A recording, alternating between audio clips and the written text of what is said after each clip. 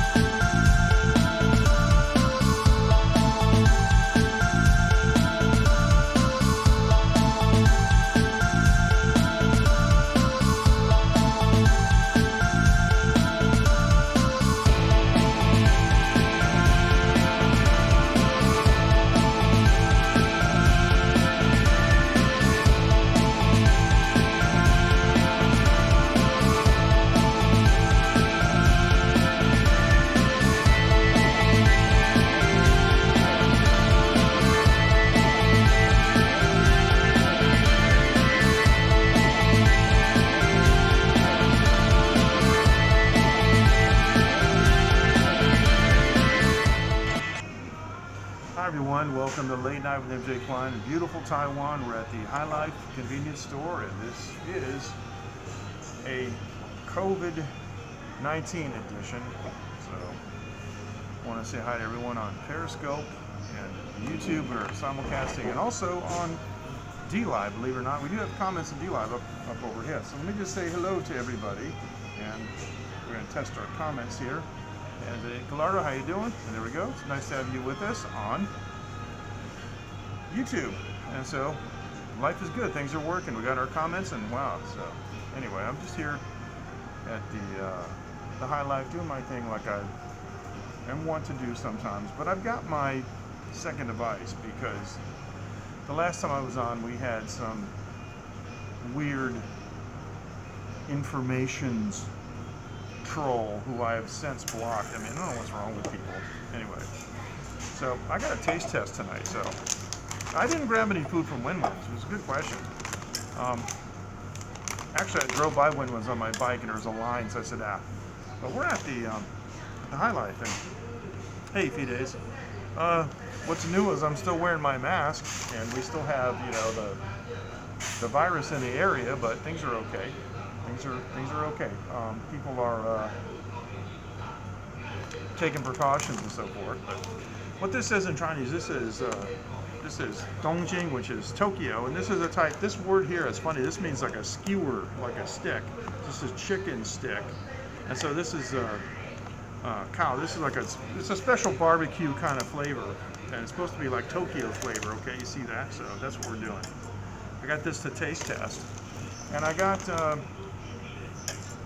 Here at the Hilife, we got some German beer, and it's called Witte, I guess, or I don't speak German. Witte, maybe, I don't know. If Bernardo's around, he can tell us somehow. Anyway, but it's a strawberry beer, so I got 2 bottles of this. And now how cool is this? Now you guys have heard me talk, you know, from convenience stores and about freedom and so forth in Taiwan. I mean, I can just pop this open right here at the convenience store. And it's not a twist off. Good morning, Dean. How are you? It's not a twist off. So I asked them, "Do you have a bottle opener?" And they said yes. And they even gave me a bottle opener to open the bottle. But I want to show you something really cool on the back camera for just a second here. I want to show you this. How cool is it? Now this is one of those stainless steel cups. You guys seen this? And it's wet because I washed it out. This is by a company called Black Hammer. Now these marks were because I put this in my bike holder, but this is a small one. See, this isn't a huge one of those 300 or 500 milliliter. This is a small insulated stainless steel cup. Now it has 2 caps. It's got a regular flip top. Now notice this is the screw. Now here's why I want to show you this. But nothing can come loose. There's no grommet or anything. But here's the cool thing. This is the coolest one right here, and I don't know what KPIC means. But this is the coolest screw top, and I'm going to tell you why. Because what they did was, now this is smart, they engineered this. So it is also, see, fits a bottle, it is also an insulator. And you just screw this on, and there you go. depending on the bottle though, but it's in there securely, and I can even see my little thing here. So what I got now is basically an insulated beer holder. This is so cool, man. I mean, I can't, this Taiwan engineering, man. So I'm sitting here in the convenience store. We're gonna pop this open, and yeah. So this is the COVID-19 edition. So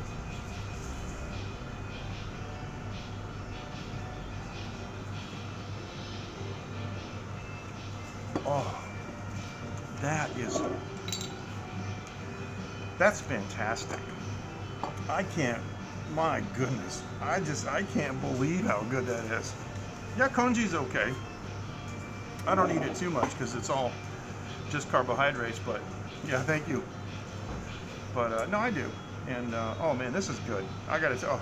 Have any of you guys had this before? I never saw this. This is weird. It's a Belgian beer. It's not German, actually. The funny thing is Taiwan has a lot of craft beer and a lot of different kinds of alcohol from all over the world. And it's a whiskey lover's paradise. We're something like the 5th largest whiskey consumer in the world. And so we got, I mean, I see whiskeys here that I only read about and I never even heard of. And I mean, it's seen with my own eyes, and they're in the store, and they're really cheap. Whiskey that's like $100 in the United States will be like $40 or $30 here. So yeah, it's really decent. So nice to have you guys with us, and sorry, but there is an epidemic.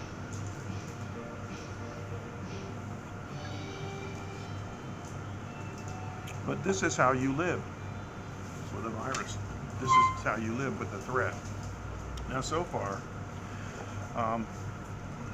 I took a break today from actually looking at, the statistics update is what I'm trying to say. I actually took a break from it today. I don't know if we have any more cases on Taiwan or not, but so I'll find out tomorrow. Well, that's a very good question, because I don't actually have a single favorite. I have a range that I like. The only blended whiskey that I like, yesterday it was 26. Gallardo was 26. The only blended whiskey that I like is Teacher's. I got some of it left in a big bottle here. I was deciding whether I wanted to drink that tonight or not. And when I got here, I saw this strawberry beer, so I want to try it. A couple single malts. I have reviewed a few of them. I'm very fond of the Glendronach distillery, but again, that's a Highland Scotch, and there isn't a lot of peat. I do like peat smoke flavor, so obviously Lagavulin. I've had Lagavulin 16. I've had, what do they call it, the Lagavulin Masters Edition or something. I've had a couple of different Lagavulins, and they're all really good. Lafroig is another one. Ardbeg. Some of these that are very smoky. I've had Askeg and some others. I do like those Islay scotches and the others that are peated. Glendronach does, because it has to do with the economics in the highland of the hiring people to cut the peat and stuff is more expensive at higher altitudes. But Glendronach does, or has in the past, made a peated Highland Scotch. It's interesting how I'm getting changes in the exposures, automatic white balance, and I haven't had the pleasure of trying that one yet. I hope that I can at some point. But I mean, just so many whiskeys that you read about that are all there, and oh man, the Ben Reichs and so forth that are affiliated with the Glendronachs, and it's just, things are so cheap here. Not really. It's okay. I don't like it because it's cold. It's a cold dish, and I'm not a big fan of the Shaoxing wine. But I mean, I've eaten it. It's okay.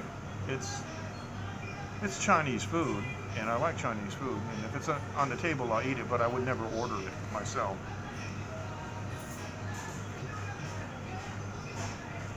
Oh, this is amazing. For those of you who just joined us, this is that strawberry beer. I'm not sure how to say it, but it's from Belgium, and it's really nice. Bottle beer. This is It just says strawberry beer and yeah, appetizer, yeah. Well, they make another one called Yoji boiled chicken. It's another one that's cold. It's boiled, which I'm not a big fan of boiled chicken. I like deep fried and I like grilled chicken a lot. So, it's hard to say, Gallardo. It's a very good question. The reason hard to say is because my area is not a typical Taiwanese area. It's the industrial park, so the vast majority of people here are factory workers, and no, they're not staying home. They're not allowed to. These guys don't get issued masks either. And so, like, I go here, and all the Filipino guys and Vietnam guys, they don't have any masks on, and they're sitting around drinking and smoking, which kind of worries me, because COVID-19 causes the victim to develop pneumonia, and if you're a smoker, that's like you're just rolling the dice. So I think we're going to lose a lot of old people starting getting this. I mean, I think a lot of the people that have already succumbed to the disease are older people that have smoked. So, dragon beard. Are you talking about the vegetable dragon mustache? If you're talking about that, yes, I like it a lot. Kind of a mountain vegetable. Yeah, I ordered a lot. Yeah, it's great. One of my favorite dishes is they call it dong po roll, which is a type of pork, and I really like that. That's great, and I like the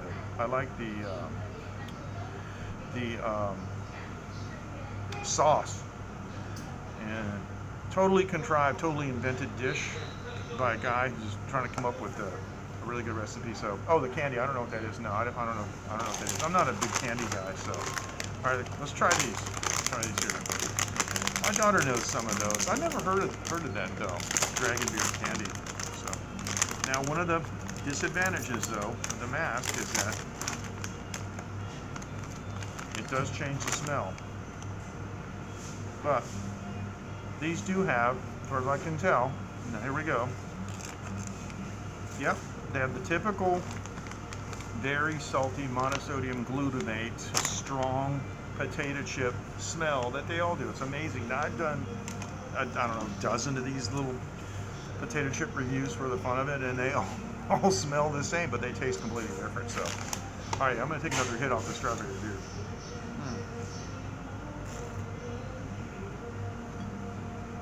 Okay. At least I'm not pulling my mask down and smoking. So here we go. This is the Dongjing style grilled chicken stick, Tokyo style. Yeah, there you go. Yes, I do. And I also like pork intestine.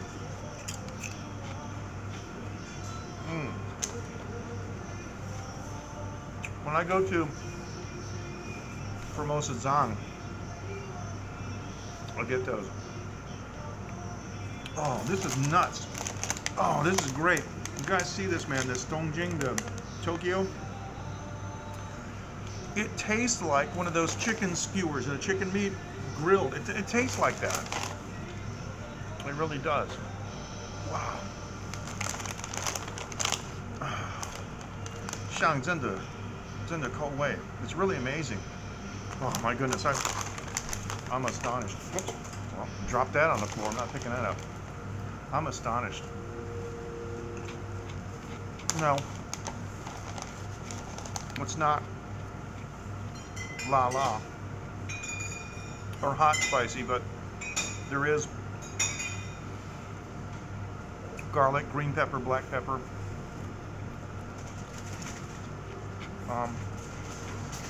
I mean green onion. Definitely black pepper. Some kind of sauce. Minnesota, how you doing? Welcome to late night. Oh, this is fantastic. You guys find this in your local store, the Tokyo style, because we have a lot of stuff here with Japanese flavor. That's what it looks like. It looks like the skewers, you know, because they're supposed to be bamboo skewers. So, yeah. Oh yeah, they do. Excellent. All right. So we got our mask on. Right now, though, I will show you. There's nobody else in the store with me. The young girl behind the counter, you know, and there may be some people on the other side. So, oh man, let me tell you something. You do wish you had those. They're fantastic. I'm telling you.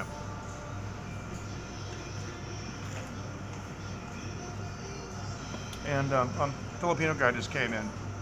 He's looking to receive. I see another lady. I think she's Filipino too. This area is mostly Filipino and Vietnamese factory workers. We also got the strawberry beer, which I'm drinking in my insulated holder, which I demonstrated earlier. So yeah, these are almost worth taking a mask off for. Let me tell you. Wow. And they're rigid too. They're ridged, and so they make a. I'm sure they make an excellent dip. Dip chip. Boy, oh boy. Now, upcoming soon. In the next, I think it's 4 days, depending on where you live. What side of the date line? On the 27th, I think it is. Prism's going to update, and they're going to add chat burn to the comments section, so you'll be able to see the comments burned into the stream. And not only that, it will save it that way too. So, yeah, I can understand that. When I used to live there, I noticed that, and whenever I go back to visit the United States, isn't very often, I notice that the flavors seem dull to me now. Oh, we got everything over here, from glass factories for most plastic. The Panasonic is here, industrial pharmaceuticals. We also have solar power over here. We have Rytech, and I know what you mean. The CD, DVD spinners, a lot of guys work there. Giga Storage, there are 2 factories for Giga Storage. And also the Mitsubishi elevator companies over here. There's 2 steel companies. And so, hey, Ken Ron, how you doing? All right, nice to have you with us. I've taken a couple of drives around the neighborhood. If you look in the archives and previous scopes, if you can't find it on Periscope, you can look for the identical broadcast that I did on YouTube. And I've gone around and basically talked about the different places. The breweries on the other side too, although they don't have any, or do they? I think I'm trying to think if they're Taiwanese. They don't have many people. I know all the office people are Taiwanese, so I don't know. But anyway, that was the brewer that Andreas worked for, and he since has quit.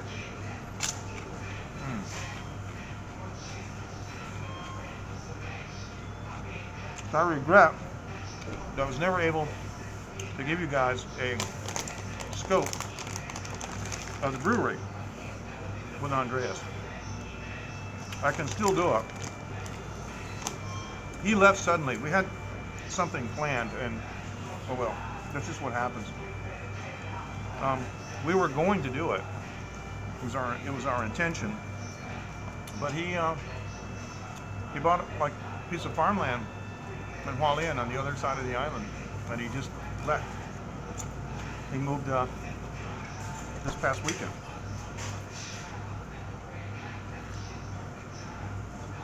Only when you're trying to eat. That's a good question. It's a little bit annoying because I wear glasses, and there's never a complete seal here. You know, there's a piece of wire, right? And you bend the wire to, conform to your face, right? So no matter what, I'm breathing, and it's like my glasses fog up. So when I'm in the car, I take it off. In the car, it would normally only be my wife and my daughter, but that's okay.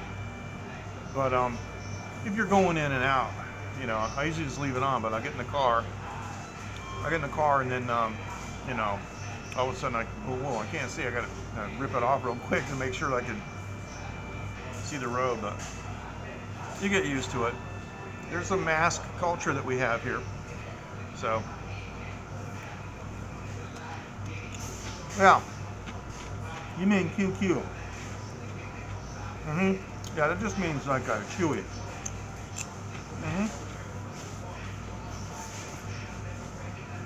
If you look around, look at, hang on a second.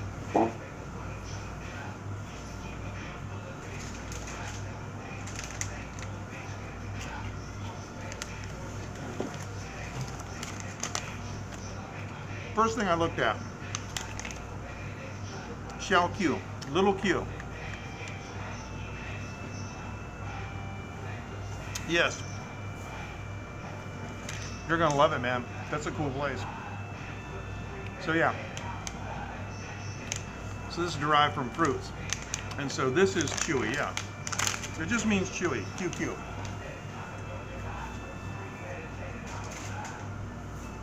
I have no idea where that abbreviation came from. But they say in Chinese, they say like run, that means like soft. But QQ always means chewy, a little bit chewy. So yeah, the tapioca pearl's right. And they're dipped in honey, they're really sweet. My kid loves them, but they're too sweet for me. These things are amazing. I can't believe how much these actually taste like real chicken. Well, I haven't actually been in that part of Japan, but I've been to Japan a couple of times, and it's just a fascinating place. People are incredible. And I will say that, in my opinion, Japanese food is the highest quality in the world. Now, as much as I do like Japanese food, for me, I find the range a little narrow. That's only because I've traveled extensively throughout Southeast Asia. And I've been to many villages like, hey, Mike, like in Thailand and Laos, and had the food there. So, but like when you're in the mood for Japanese food, it doesn't matter if you get even other types of cuisine in Japan. It's always top notch. I mean, some of the best meals I've ever had were in airport restaurants in Japan. They're off the charts. So you're gonna have a blast. Enjoyed that assignment.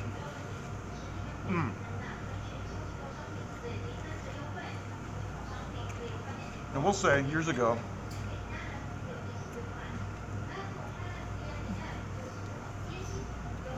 healthy is subjective. I can't say that. Because it's a rice-based cuisine. And like a lot of people say, well, sushi's healthy. Well, not if you're diabetic. You shouldn't eat a lot of rice, but so. Oh, very much so.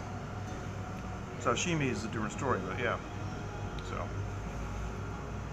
with food quality, food freshness, absolutely yes. In Japan, it is very. There's a huge social stigma against being impolite. And the interesting thing is, and we've had discussions on my channel before about this, because it does cross over into Taiwan society too. Excuse me, I'm burping. What some societies think is polite or impolite depends on where you live, right? So some Japanese do eat brown rice, but I just think the white rice is the rice that they have become accustomed to, and I know that it's a matter of national security, the quality of the rice, and I think it's just the genetic variety that they have grown up with. You know, that's all I think. Same with Taiwan. Yeah, I know what you mean. But I found American people to be, I kind of get reverse culture shock when I go to the States, but I find American people are generally extremely helpful. If you need help, you know, you can say, somebody help me, and somebody will turn and say, yeah, what do you need, and like that. So I do like that. But for example, I'm just going to say this because you guys don't know what I'm talking about. There's a way that Americans express things that is kind of a cut down to somebody. Like, let me give you an example. I was talking about the stereo codec, and yeah, I agree with that. And they're also very knowledgeable and usually very highly educated too, and sophisticated.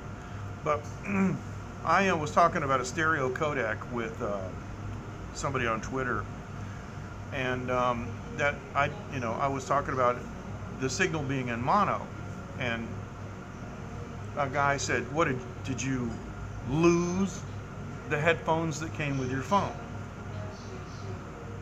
And so I replied back, I said, no, they're not mine. They must be somebody else's. Well, I knew what he meant. And there's a big difference between did you lose them, in other words, are you dumb, or did you use them? Did you lose them or use them? And I see a lot of that. And sometimes I see an occasional movie. I just usually don't watch American TV shows because I find them idiotic. That's just me. And I am appalled sometimes at how American people talk to each other. It's like insult after insult after insult, and it's weird. And you do that here. Let me tell you what happens here. And this will serve you well in Japan. Smile until you feel like an idiot. You smile it all on your. Okay, sorry. Smile, and I do this in Thailand too. Smile until you think that you're gonna go insane, and people are gonna laugh at you. They won't. It calms people and it lowers tensions. I'll never forget, I was in Bangkok and I turned the corner and an older lady looked up at me and she was scared, because I'm a big guy, a foreigner, and I just smiled and that was it. Oh, she was instantly relieved. But it's in Asia, as soon as you raise your voice or you start huffing and show signs of getting upset, then the cooperation disappears. And it took me some time to learn that, because when I first came to Taiwan, I was managing production for American companies, and they expected me to manage it very much in an American style, like, go to his office at 6 a.m. and sit outside, wait till he gets there, and all this. They try to power things through, and it doesn't work that way. It doesn't work that way at all. I'd end up taking the boss to karaoke and having a couple beers with them and then asking them what's going on. I'd get the story. So, yeah. That is a loaded question. It depends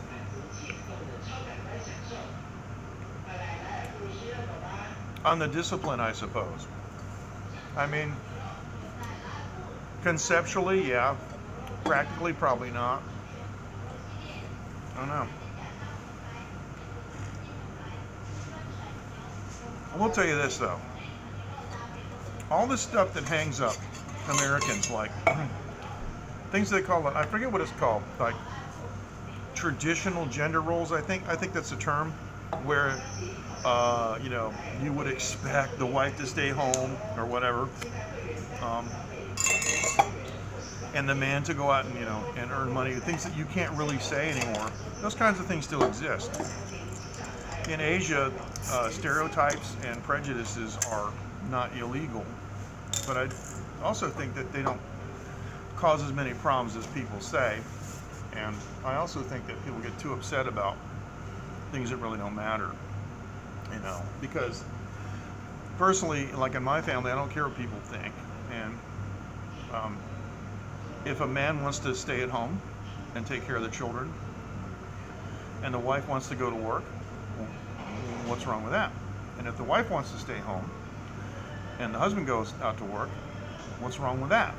But sometimes people use that as an excuse to propagate their own agenda, and they try to make people think, well, you're missing out, or you're being exploited, or what. There's a lot of that goes on. We were talking about that the other day with languages and things, because I have to work I work here in several languages in Taiwan, and I'll give you an example. And this came out like 20 years ago or something. People were starting to say in America, and I was living here at the time, that the word Eskimo is a racial slur. I don't know if you guys heard this. Oh, the word Eskimo is a racial slur. I said, really? Why? It says, well, it means fish eater in their language. I'm like, okay. So, yeah, not for everybody, but. And I also read that Asian people, and this might be racist, but Asian people can process rice better, and Western people can process wheat better, but I don't know. Anyway, so people were saying, oh, you can't use the term Eskimo because it means fish eater. And I was like, well, but that's what they call themselves. But that doesn't work. You can't do that. I said, okay. And then somebody told me the term Bushman was racist. You know, for the I forget what the name of the people are. Anyway, from Botswana. And if you look up, you know, the language, it's called Bushman. Oh, you can't say that. Oh, that's derogatory. I'm like, why is it derogatory? It's what they call themselves. And throughout history, there have been, even in the United States, there was, gosh, I was doing some research on this gentleman, I forgot. Anyway, there's a famous gentleman, and his surname was Brown, but he called himself the N-word. So he went by N-word Brown. That's what he called himself. So if you look him up, that's what you have to use to look him up. So I try not to get too hung up on these things, you know, and just. But here in Taiwan, people point and sometimes they giggle and stuff. So I think it is, and people call me Bushman because, you know, I spent a lot of time in the field doing engineering work in the field, so that's my nickname. New Hampshire Bushman, they call me. It's the name of my log, by the way. Anyway, so the biggest problem that I have here is people look at me and they try to switch their brain to English even if they don't speak English. It's really annoying to have somebody go in the and I'm like, and I say, you know, you speak Chinese? I know. Oh yeah. So there's a guy down here at the 7-Eleven, and I'll order like a coffee, and I'll say, that means I want 1 large cup of iced coffee, iced latte, with no sugar. I don't know. I can't tell you. I mean, well, they, you know, MacArthur wrote it and they signed it, so probably not. I never heard anybody. I mean, you're asking me a lot of stuff that I have. How would I know? I mean, seriously, I don't know. And I don't live in Japan, and this is Taiwan, and I appreciate there's a lot of crossover and similarity, but who knows? I mean, really, it's a good question. I'm just saying I'm the wrong guy to ask because I don't know. And so I'll say all this in Chinese, and then I get sugar in English.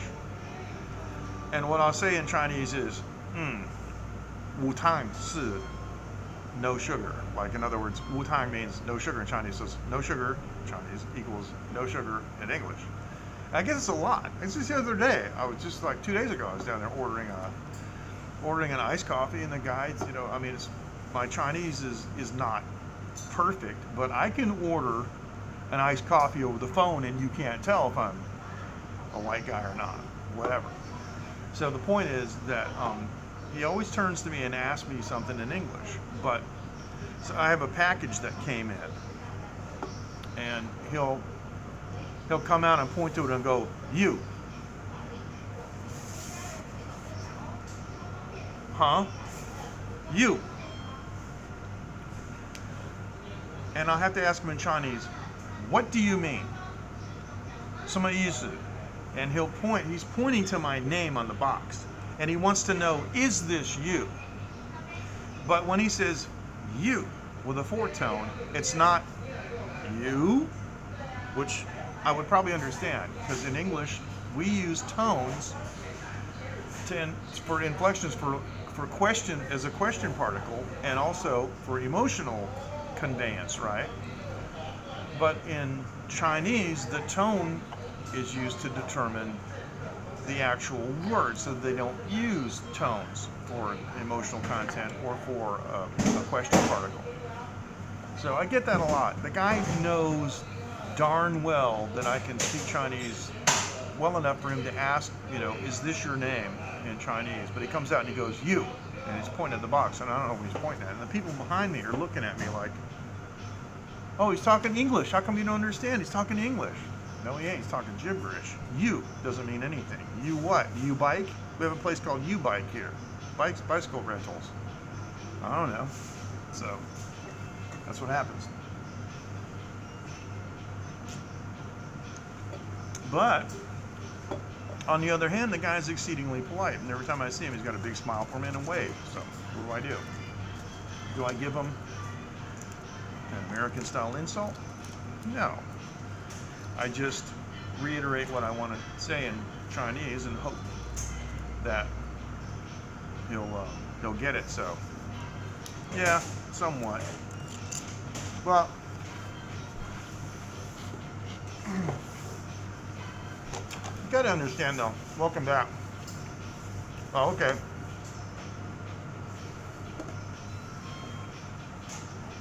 There's a lot of peer pressure here in English. And not so much anymore. But what used to happen is I'd be sitting here, minding my own business, and some guy would come over and give me the Hitler salute. Hello. And he would read like the first page of his high school English book. Hello. How are you? Nice to meet you. What's your name? And his friends are astonished. I didn't know you could speak English. And I tell him, he's not speaking English. And they don't believe me. So, I'll tell you what did happen to me one day. That is kind of funny. Sitting at a karaoke place, and because there are a lot of them around here. And somebody had put an English song on that they liked. And it comes on, and they walk over to me, and they hand me the microphone. They put the microphone down on the table. I'm looking up at them, and they're saying, "You can sing that song." Now the conversation is occurring in Chinese. You can sing this song, and I said, "Well, I don't know this song, but it's English." Well, yes, it's English, but I don't know the song. But it's English. Sing it. I don't know it. And this went on, but it's English like 5 times. So they didn't get it. So what I had to do was I went over to the book and I picked a song in an obscure, like, Taiwanese song, not even in Chinese, and I put it on, and I gave them the mic. And I said, "I'd like you to sing this song." And they said, "Well, I don't know it." And I just went, and they were like, "Well, yeah, I got it." So that was fun. That's what it took, though, to get them to understand that.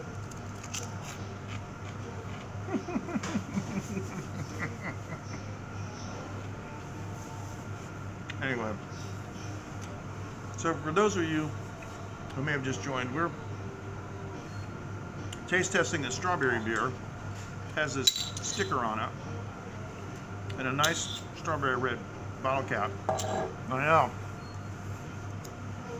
Oh, so when you actually see dawn breaking over Marblehead, it's pretty interesting. They got this guy here. This is Dongjing. This is a Chinese for Tokyo. And this is a chicken stick, grilled chicken stick flavor of a special type that's, what they call it, Hongwei. It's distinctive flavor. It's really good.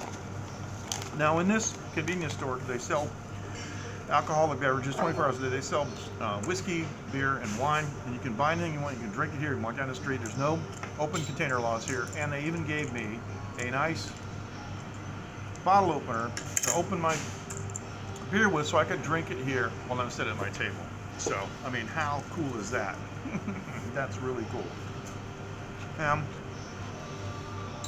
This is a COVID-19. Oh yeah, it would have been. But I would have just kept going. If they had known the song, it actually would have reinforced it when I finally hit one that they didn't. But I knew where to look in the book, so.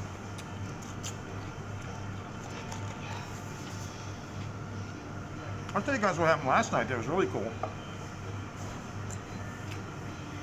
That Thai place that I've gone to, I go to probably every week or other week. If you go back in the archives, you'll see like a international karaoke with Indonesians and Thai people and me at that place, and they were all dancing and singing, right? Well, I went back to that place and I brought my acoustic guitar with me because I've been talking to the guy there, and he said you should bring your guitar down. Now, I know a lot of Thai songs, and Thai music is unbelievable. And I'm talking about from Thailand. Thai music is unbelievable, and Thai people in general are very musically inclined, and they're great guitar players and amazing singers.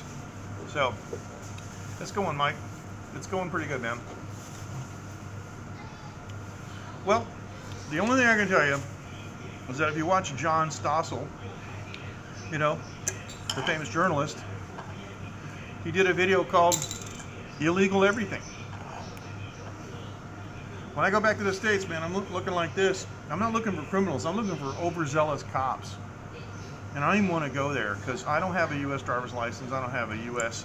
state ID. I haven't lived there for 16 years. You know, everything I got's written in Chinese, and it's like all I'm waiting for is for some guy to try to bust me for who knows. And inland border patrols and all that stuff. Don't get me started. But anyway, so I got my guitar at this place, right? And about 10:30, they have to turn the music like so far down, it's ridiculous. So I asked the boss, can I play my acoustic guitar? And they said, yeah. And they left the karaoke system on, and they used the microphones. And so we played. Gosh, I played 2 hours, like 12:30, man. It's like wore my fingers down. Played about 20 or 30, who knows, Thai songs and Thai people singing and playing. Is really cool. So I got a chance to get a lot of practice in. So I don't know. It might be illegal. I bet you if you live stream a traffic stop, it's illegal.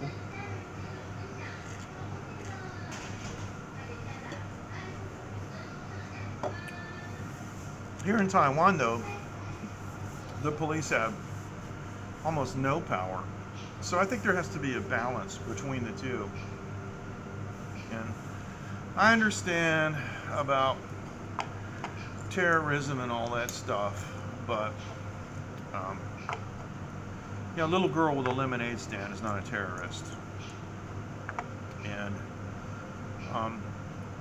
nobody driving down the street going to work, is a terrorist. And it's just, I don't know. I don't get it.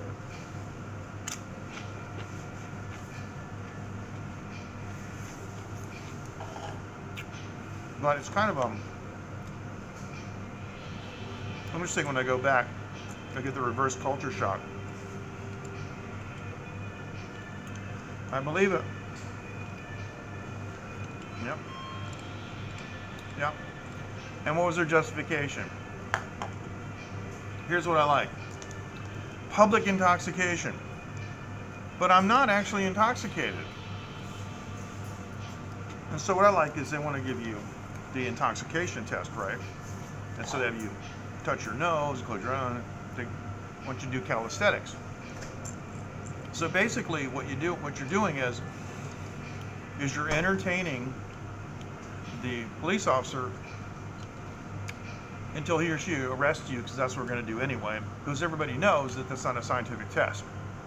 See, so you have to make it clear that, like in my case, I have a spinal injury that affects my balance. So I'm not going to do calisthenics for you. However, if you have a scientifically quantifiable test, such as a blood test or a breathalyzer test, it would be my pleasure to go with you to whatever facility necessary in order to do that. So, try it. One right and try. Sorry, I don't follow the question. Anyway, so, yeah. We could spend all evening, and it ends up making me sound negative. And I don't want to sound negative. And people who live in the States, you've seen me be attacked before by individuals who get real defensive, especially start talking about national health care. I don't know if you remember, but some young woman who actually turned out to be a man masquerading as a woman, I found out later, said that, I have perfectly good health care. It cost me $200 a week or something, and I almost spit out my beer because it's $30 a month here. Tadpole tried, yeah. Oh, I see, yeah. Oh, I see what you're, okay, sorry about that, yeah.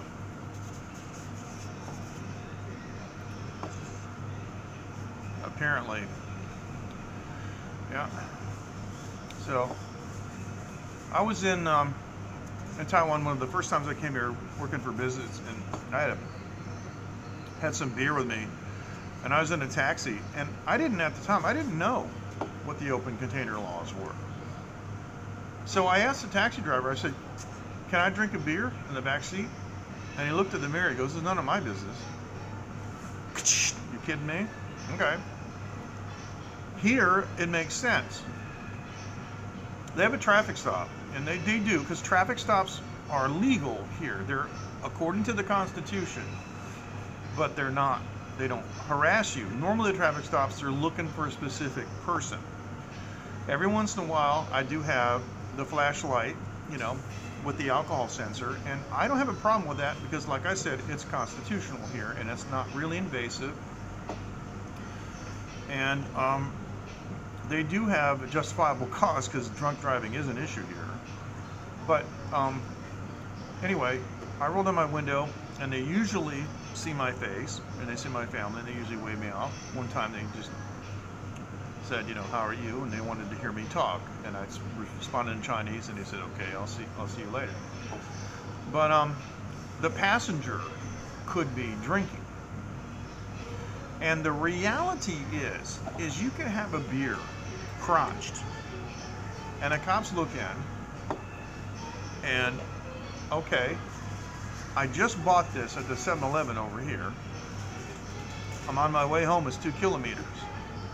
They're smart enough to recognize that you're not going to be drunk in 2 kilometers. It's not a problem. It's more practical, The officer is allowed more discretion. It's just there's none of this automatic stuff and all this zero tolerance. See, zero tolerance is a problem. Let me tell you why. My sister told me, we're going back about 18 years.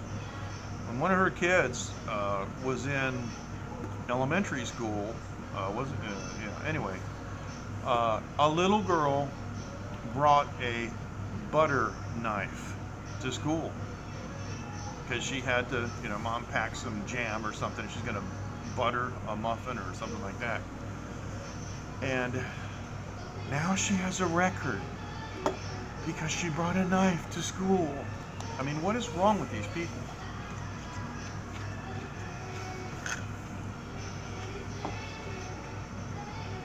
So, yeah.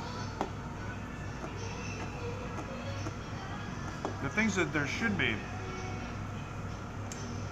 zero tolerance for, like robbery and crime, just goes on.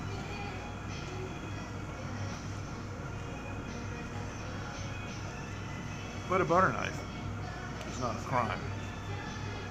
So anyway, boy, we're getting way off on a tangent here.